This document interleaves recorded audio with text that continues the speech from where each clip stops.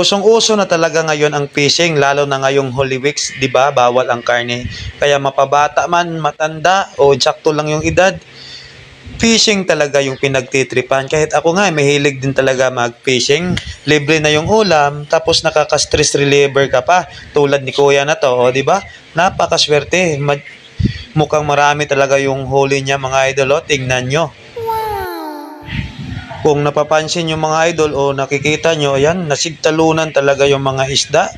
Kaya swerte talaga, pero marami ding nagpipishing doon sa gitna, pero dito lang pala sa gilid yung mga isda, 'di ba?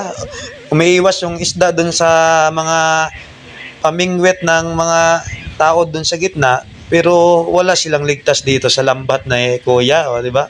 Kita nyo, sigtalunan talaga. Napakarami niyang nahuli ni kuya, kaya good job talaga. Libre talaga yung ulam, baka may pangbenta pa siya, 'di ba? Mapirahan pa. Siyempre, ayaw din magpatalo ni Sir, oh. Kita nyo, umikot pa siya bago ihagis. Napakagaling humagis, mga idol. Siguradong sanay na siya sa fishing.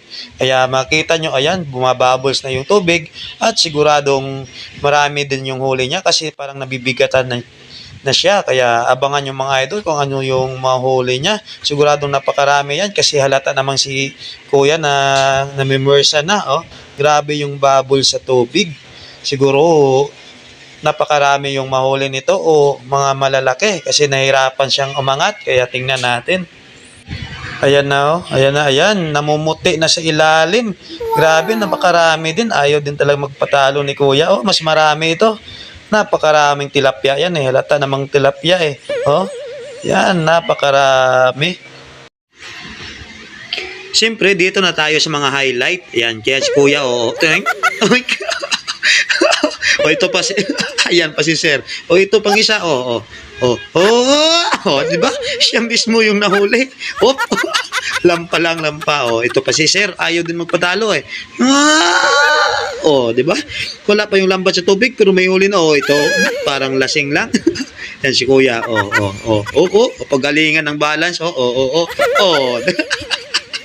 Ito pa yung isa. Toing, hindi bumuka yung lambat. Ito pa. Huli din.